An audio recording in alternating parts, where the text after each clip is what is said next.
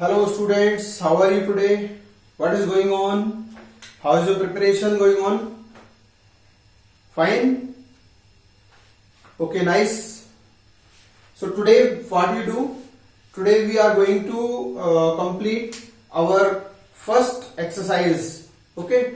So for in maths we are taking chapter 1 Euclid division lemma. Okay? So this is the chapter 1 real numbers of our math. We are taking the first topic of this Euclid division lemma. What is the meaning of Euclid division lemma? Lemma means a well proved statement used to prove another statement. ठीक है, lemma क्या होता है? एक पहले से prove किया हुआ स्टेटमेंट है जिसको एक नए मैथमेटिक्स के स्टेटमेंट प्रूव करने के काम में ले रहे हैं अपन. क्लियर? तो लेमा यूक्लिड डिवीजन लेमा, ठीक है, गिवन बाय मैथमेटिशियन यूक्लिड. ठीक है, किसने दिया था ये? मैथमेटिशियन यूक्लिड ने दिया था. एक ग्रीक मैथमेटिशियन यूक्लिड थे, उन्होंने ये स्टेटमेंट दिया था प्रूव करके, जिसको हम डिवीजन लेमा क्यों बोलते हैं? बिकॉज ये जो स्टेटमेंट है ये डिवीजन में काम आता है. ठीक है ना, it is taken from the division method. ठीक है, ये डिवाइड करने के मेथड, ये नॉर्मल डिवीजन मेथड जो है हमारा, उससे लिया गया है. क्या है ये मेथड? आप जानते हो, डिविडेंड अंदर रखते हैं हम, ठीक है, डिवीजर बाहर रहता है. ठीक है, क्वोशिएंट ये आपका ऊपर क्वोशिएंट आता है, जो वैल्यू सॉल्व करके आती है क्वोशिएंट कहते हैं, और फाइनली जो बचता है रिमाइंडर, वो आप क्या बोलते हैं? उसको स्मॉल आर रिमाइंडर बोलते हैं. तो इन चारों चीजों को अगर हम फॉर्मूले के रूप में लिखेंगे तो किस तरह से लिख सकते हो आप? Dividend is equal to divisor into quotient plus remainder. ठीक है, इसको याद करने का ट्रिक भी मैं बता दूं आपको. आपको इसका इससे मल्टीप्लाई करना है. ठीक है, अपन साइकिल में चलेंगे, इसका इससे मल्टीप्लाई करना है, देन इसके बाद देखिए यहाँ पे इसका इससे मल्टीप्लाई करना है, देन इसका इससे हमको एडिशन करना है, मतलब प्लस करना है. तो इसका इससे मल्टीप्लाई करेंगे, इसको इससे ऐड करेंगे, what will you get? You will get this result. ठीक है, तो आप ऐसे याद कर सकते हो इसको कि divisor into quotient plus remainder is equal to dividend. ठीक है, ये साइकिल आपको दिखाई दे रही होगी, इस तरह से चलना है. तो आपको याद आ गया. तो इसको मैं अगर मैं लिखता हूं, dividend is equal to divisor into quotient plus remainder. Dividend is equal to divisor into quotient plus remainder. Now मैं अगर इसको शॉर्ट फॉर्म में लिखूंगा तो क्या है यहाँ पे? A is equal to B Q plus R हो जाएगा. ए क्या चीज है यहाँ पे? मेरा डिविडेंड है. Is equal to divisor into quotient plus remainder. ठीक है, बार बार इसको मैं नोट करने के लिए कह रहा हूं, ध्यान रखिएगा. ए यहाँ पे हमने डिविडेंड लिया है. ठीक है ना, A is the number which is being divided. A को हमने क्या करना है? डिवाइड करना है.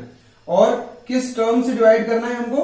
बी से डिवाइड करना है. तो डिवाइड करने वाला डिवीजर होता है, और जो खुद डिवाइड हो रहा है उसको डिविडेंड बोलते हैं अपन. ठीक है, तो जो डिवाइड हो रहा है डिविडेंड, जो डिवाइड कर रहा है डिवीजर, क्वोशिएंट जो डिवाइड होकर जो आंसर आ रहा है वो क्वोशिएंट, और जो शेष बचा है रिमाइंडर इज, जो रिमेनिंग पार्ट है वो रिमाइंडर है. चलिए, यहां पे आपको विशेष ये ध्यान रखना है, रिमाइंडर जो होता है वो कभी भी बी के बराबर नहीं हो सकता. ठीक है, या बी से बड़ा नहीं हो सकता. रिमाइंडर हमेशा बी से छोटा रहता है. बिकॉज हम डिवीजन प्रोसेस को कब तक चलाते हैं, लेकर चलते हैं, डिवीजन प्रोसेस को लेकर हम कब तक चलते हैं? मैं एग्जांपल लेके चलता हूं आपके सामने समझाने के लिए. मान लो आपको डिवाइड करना है 5. ठीक है, 5 से 7 को डिवाइड करना है 5 से, तो this comes out to be 5 1s are 5. Now remainder is 2. ठीक है, क्या 2 5 से छोटा है ना? तो ये डिवीजन रुक जाएगा. अगर यहाँ पे 5 होता या 5 से बड़ी कोई नंबर होती तो डिवीजन प्रोसेस अभी और चलता आगे. इसका मतलब डिवीजन प्रोसेस कब रुकता है? जब रिमाइंडर में जो टर्म आ रही है वो डिवीजर से छोटी हो जाती है. ठीक है, डिवीजर के बराबर भी नहीं रहनी चाहिए, डिवीजर से छोटी हो जानी चाहिए. तो r is always less than divisor. ठीक है, मैंने क्या लिखा है यहाँ पे? r is always less than divisor and it is also greater than और इक्वल टू 0. ठीक है ना, r की वैल्यू या तो 0 होगी या 0 से बड़ा होगा, लेकिन b से यानी डिवीजर से हमेशा छोटा रहेगा. It is very important thing to note. ठीक है, बहुत ज्यादा इंपॉर्टेंट है, ध्यान रखिएगा इसको. चलिए, इसके ऊपर अपन एक एग्जांपल देख लेते हैं. तो पहला स्टेटमेंट क्या है यूक्लिड डिवीजन लेमा का, वो देख लीजिए. A positive given positive integers A and B. ठीक है, कोई भी दो पॉजिटिव इंटीजर, बिकॉज इनको हम अपने सिलेबस के अनुसार पॉजिटिव इंटीजर्स ही लेके चलेंगे. ठीक है, because in our syllabus there are positive integers to prove. ठीक है, ठीक. तो पॉजिटिव इंटीजर्स ए और बी के लिए देयर एग्जिस्ट यूनिक इंटीजर, ठीक है, कोई ना कोई यूनिक इंटीजर ऐसे जरूर आते हैं, ध्यान रखना वो इंटीजर यूनिक होते हैं, मतलब ऐसे कोई दूसरे इंटीजर नहीं होंगे, जो पेयर हम निकाल रहे हैं वो यूनिक है, तो ऐसा कोई पेयर आएगा यूनिक, क्यू और आर की वैल्यूज आएंगी such that A is equal to B Q plus R, जिसके लिए A B Q plus R के बराबर होगा, जहां पर आर की वैल्यू क्या होगी, ग्रेटर और equal to 0 and less than B, ठीक है। This is nothing but the division process written into this statement, ठीक है। ये जो लेमा है ये कुछ भी नहीं है, ये क्या है, ये केवल एक डिवीजन प्रोसेस है जिसको हमने मैथमेटिकल स्टेटमेंट के रूप में लिखा है, और ये कंडीशन हमने इसमें इंट्रोड्यूस कर दी है। कंडीशन बहुत जरूरी है डालना, बिकॉज रिमाइंडर हमेशा डिवीजर से छोटा रहता है, ठीक है ना। अगर डिवीजर के बराबर होगा तो डिवीजन और कंटिन्यू होगा, बड़ा होगा या बराबर होगा, ठीक है। चलिए फिर आगे चलते हैं अपन। What do you mean by algorithm? Algorithm, क्योंकि ये टर्म मैथ्स की एक्सरसाइज 1 में आई है तो मैं आपको बता देता हूं। Algorithm means A series of steps, यानी कि कुछ निश्चित स्टेप होते हैं जो पहले से वेल डिफाइंड हैं, जिनको लेकर अपन किसी प्रॉब्लम को सॉल्व कर पा रहे हैं, उनको अपन क्या बोलते हैं, algorithm. I repeat it again, what is algorithm? Algorithm are a series of step used to solve a given problem, ठीक है ना। अब ये सीरीज ऑफ स्टेप्स ऑलरेडी पहले से फिक्स्ड होता है, इसलिए अपन ऐसे भी लिख सकते हैं, these are the fixed number of steps used for solving a given problem. एक दी हुई प्रॉब्लम को सॉल्व करने के लिए पहले से फिक्स्ड स्टेप्स होते हैं, वो स्टेप बाय स्टेप अगर अपन चलते जाते हैं तो हमारी प्रॉब्लम सॉल्व हो जाती है, उसको अपन एल्गोरिथम कहते हैं, ठीक है। चलिए अपन आगे चलते हैं। Example, we are taking example. तो क्वेश्चन एग्जाम्पल जो दिया है बुक में, आपकी एक एग्जाम्पल दिया हुआ है टेक्स्ट बुक में, use EDL to find the HCF of 420 and 130, यानी कि यूक्लिड डिवीजन लेमा को यूज करते हुए एचसीएफ निकालना है किसका, 420 और 130 का। तो इन दोनों टर्म्स का एचसीएफ निकालने का जो मेथड है वो क्या रहेगा, सबसे पहले what you have to do, आप एचसीएफ निकालने के और भी मेथड जानते हो, एक डिवीजन मेथड भी होता है जो आप जानते हो ऑलरेडी, ठीक है।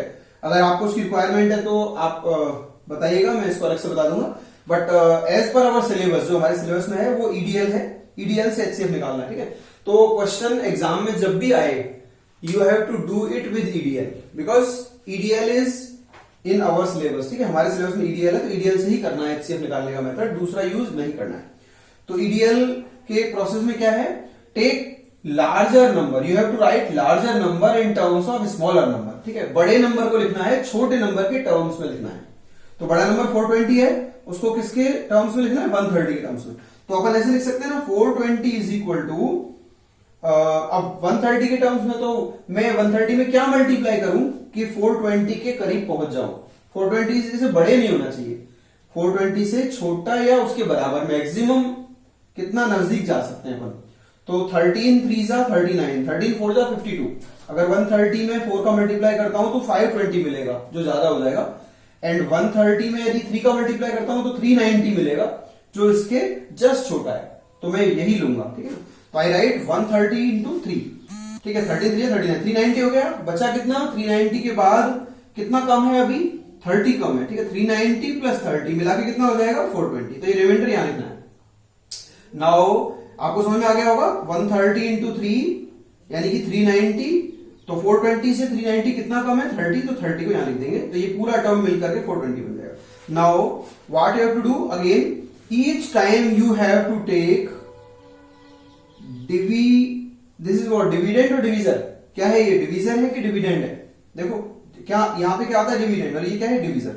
तो each time you have to take divisor and remainder only, ठीक है। हर बार आपको क्या लेना है, हर बार आपको डिवीजर और रिमाइंडर दो ही उठाने हैं, ठीक है ना।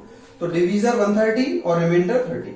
तो each time you have to write the larger number in terms of smaller number, हर बार बड़े नंबर को छोटे नंबर के टर्म में लिखना है। तो इस बार आपने वापस से डिवीजर और रिमाइंडर ले लिया, तो 130 को 30 के टर्म्स में लिखना है। तो I can write 130 is equal to 30 into, अगर 5 करता हूं 150 बड़ा हो जाएगा, इंटू 4 करेंगे 120, 120 में कितना कम है, 10 कम है, तो 10 अलग से जोड़ दिया, तो ये हो गया 130।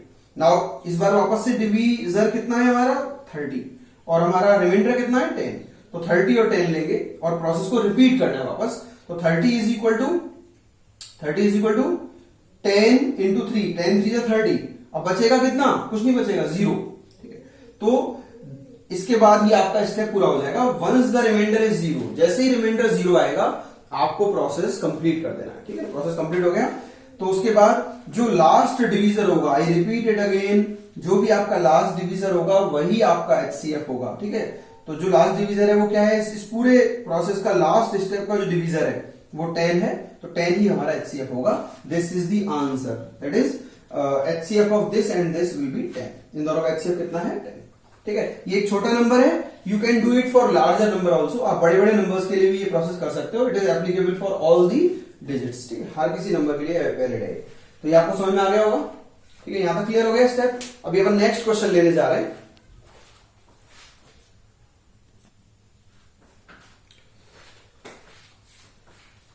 Now come on to our second example. So ये जो एग्जाम्पल है ये मैंने आपकी एक्सरसाइज 1.1 एनसीईआरटी एक्सरसाइज 1.1 के क्वेश्चन नंबर 9 को लिया, क्वेश्चन नंबर 9 को लिया, sorry it is question number 5, it is question number 5। So example 1.1 exercise 1.1 के क्वेश्चन नंबर 5 को मैं आपको यहां सॉल्व करके बता रहा हूं। द क्वेश्चन इज दैट, ठीक है, एक बार आप इसको पॉज करके क्वेश्चन को ढंग से रीड कर लीजिए। I am reading it. Using EDL show that the cube of any positive number will be of the form this, this और this। ठीक है, EDL यूज करते हुए आपको ये शो करना है या प्रूव करना है कि किसी भी पॉजिटिव इंटीजर का जो क्यूब होता है, ठीक है, पॉजिटिव इंटीजर का जो क्यूब होगा वो इन तीनों में से किसी एक टाइप का होगा। आइदर 9m और 9m+1 और 9m+8, इन तीनों में से कोई एक टाइप का ही होगा। ठीक है, और कोई फॉर्मेट नहीं आएगा, इन तीनों में से एक फॉर्म ही आएगी उसकी। ठीक है, यू हैव टू प्रूव। तो सबसे पहले always understand the pattern of these terms, always. ठीक है, ध्यान रखिए जो पैटर्न है ना वो समझना है हमको। सब में क्या आ रहा है, 9m और 9m और 9m। ठीक है, तो यहां से एक चीज समझ में आ रही होगी आपको, आपको यूक्लिड डिवीजन लेमा यूज करना है ना, तो यूक्लिड डिवीजन लेमा में साफ समझ में आता है BQ+R टाइप का फॉर्मेट है ये, BQ+0, BQ+1, BQ+8 like this.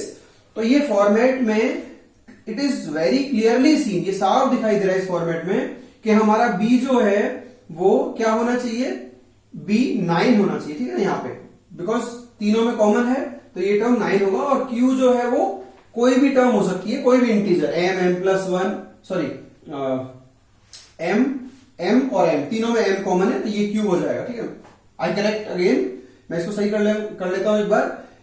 ये वाला जो टर्म है B वो तो 9 होगा और Q जो होगा मेरा m होगा। ठीक है ना, और R की वैल्यू हर बार चेंज होगी बिकॉज देखो R जो है 0 से लेके B तक चेंज होगा। ठीक है ना, एक बार 0, 1, 2, 3, 4 अप टू B जाएगा।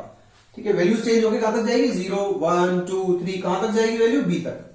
तो इसको आपको ध्यान रखना है। तो यहां पे हम क्या कर सकते हैं कि हम 9 गेन कर ले या 9 प्राप्त कर ले। ठीक है, 9 प्राप्त करने का क्या तरीका हो सकता है, अगर मैं लेता हूं यहां पे इसको 9m+1, तो 9m+1 लेने पर या 9m लेता हूं तो उसको क्यूब करने पर मेरा बहुत बड़ा डिजिट चला जाएगा। ठीक है, इसलिए मुझे सोचना होगा कि यह 9 कैसे आ सकता है। तो अगर मैं 2 लेता हूं, ठीक है, B की जगह 2 लेता हूं, अगर B की जगह 9 लेता हूं तो क्यूब करने पे नंबर बहुत बड़ा हो जाएगा। ठीक है, और बहुत सारे टर्म्स आएंगे तो वो मेरे लिए बहुत मुश्किल हो जाएगा। तो जस्ट इमेजिन, आपको सोचना पड़ेगा कि यहां पे क्या ले हम कि उसको क्यूब करने पर उसमें से 9 कॉमन निकाला जा सके, कुछ टर्म्स में से, मैक्सिमम टर्म में से 9 कॉमन आ जाए। तो 2 का स्क्वायर और क्यूब दोनों में से ही 9 कॉमन निकालना मुश्किल होता है, बट 3 के स्क्वायर में या क्यूब में, सॉरी 3 के स्क्वायर में या क्यूब में, दोनों में आपको 9 निकालना आसान होता है। तो it is suggested that you start from 3। ठीक है, आप इसको 3 से शुरू करें, B की वैल्यू 3 लेके। तो let us suppose any number A can be written in the form 3Q plus R। ठीक है ना, मैं मान लेता हूं कोई भी number 3Q plus R format में लिखा जा सकता है, जहां पर वैल्यू जो R की होगी वो कहां से कहां तक लाई करेगी, 0 to 3। आपको मालूम है R की वैल्यू 0 to B लाई करती है, तो B की जगह यहां पे 3 हो जाएगा, तो 0 to 3। अब मुझे इसको ध्यान से वैल्यूज पुट करनी है, तो क्या क्या वैल्यूज ले सकता हूं मैं, 3Q plus 0, ठीक है, उसके बाद 3Q plus 1 और 3Q plus 2। क्या 3 प्लस 3 ले सकता हूं? नहीं ले सकता, because r is not equal to 3, r is less than 3, r की वैल्यू 3 से कम है, मतलब 3 से कम कितना है? 2 ले सकते हो आप, तो मैक्सिमम 2 ले सकते हो। तो ये तीनों वैल्यूज ले ली, ठीक है। नाउ अब मुझे इनके स्क्वायर करने हैं, ठीक है। तो फर्स्ट केस है आपका, ये केस 1 है, ये केस 2 है और ये केस 3 है। अगर मैं a का क्यूब करता हूं तो मुझे इस टाइप के फॉर्मेट मिलने चाहिए, ठीक है। Now I square each of this, तो ये आपका, इसको मैं लिख देता हूं, ये सारी a की वैल्यूज है। तो ये आपका केस 1 है, ये आपका केस 2 है और ये आपका केस 3 है। तो मैं इसको सॉल्व कर लेता हूं। सबसे पहले अपन स्टार्ट करते हैं केस 1 से। केस 1, तो केस 1 में a की वैल्यू कितनी है? 3 क्यूब, जिसका क्यूब यदि अपन करते हैं तो a cube is equal to 3 3 जा 9, 9 3 जा 27 क्यू स्क्वायर, क्यूब सॉरी। तो यहां से आप वापस से क्या ले सकते हो? मैक्सिमम 3 कॉमन ले सकते, सॉरी 9, अपन को 9 चाहिए ना इसमें, तो 9 कॉमन ले सकते हैं। तो इट विल बी 9 क्यूब, ये आ जाएगा आपका। तो अगर q एक इंटीजर है तो q का जो क्यूब होगा, ठीक है, q मल्टीप्लाइड बाई 3 टाइम्स, वो भी एक इंटीजर होगा। तो उसको दूसरे फॉर्मेट में, और उसमें अगर 3 का मल्टीप्लाई करो तो वो भी एक इंटीजर होगा, बिकॉज पहले किसी इंटीजर का क्यूब कर रहे हैं अपन तो इंटीजर आएगा, और उसमें 3 का मल्टीप्लाई कर रहे हैं तो अगेन इंटीजर आएगा। तो ये पूरा जो टर्म है इंटीजर, उसमें 9 का मल्टीप्लाई करते, इसको ऐसे लिख सकते हैं ना, 9 into any integer m, 9m type. Okay, this is case 1। Now case 2 आपको लेना है, this is case 2। a is equal to 3 cube plus 1, तो इसमें अपन a का क्यूब करते हैं तो क्या आएगा? 3 क्यूब प्लस 1 का होल क्यूब आएगा। तो 3 क्यूब प्लस 1 का होल क्यूब, तो आपको मालूम है, फॉर्मूला में लिख देता हूं, a प्लस b का होल क्यूब क्या होता है? a cube plus b cube plus 3a square b plus 3ab square, ठीक है। वेरी इंपॉर्टेंट फॉर्मूला, आपको ये याद रखना होगा, ठीक है। तो इसको इसके अकॉर्डिंग खोल रहा हूं मैं, फर्स्ट टर्म का क्यूब, सेकंड टर्म का cube plus 3a square b plus 3ab square, ठीक है। तो अभी आप ध्यान से देखिए, फर्स्ट टर्म का क्यूब 3 क्यूब का whole cube plus second term का cube plus 3 into first term का square second term plus 3 into first term into second term का square. Now expand it, 27 cube plus 1 plus 3 3 9, 27 Q square plus 3 3 9 Q, ठीक है। इसमें आपको 1 को अलग से लिख लेना है, तो ये सिंप्लीफाई हो जाएगा, क्या आ जाएगा? 27 Q plus 27 Q square plus 9 Q plus 1। अब इस पूरे में से आप क्या कॉमन ले सकते हो? पहले 3 टर्म्स में से 9 कॉमन, बिकॉज हमारा ऑब्जेक्टिव पहले से ही मालूम है हमको, यहां 9 कॉमन सब में आ रहा है, तो 9 कॉमन लेना हमारा ये ऑब्जेक्टिव है। तो 9 3 ही टर्म्स में से आएगा, तो 9 3 टर्म्स में से कॉमन लूंगा, तो I divide all the 3 terms by 9। तो 3 3 जा 9 Q plus 3 Q square plus ये हो जाएगा आपका क्यू, ये 3 टर्म्स, ठीक है। उसके बाद लास्ट में ये टर्म अलग से बच जाएगा।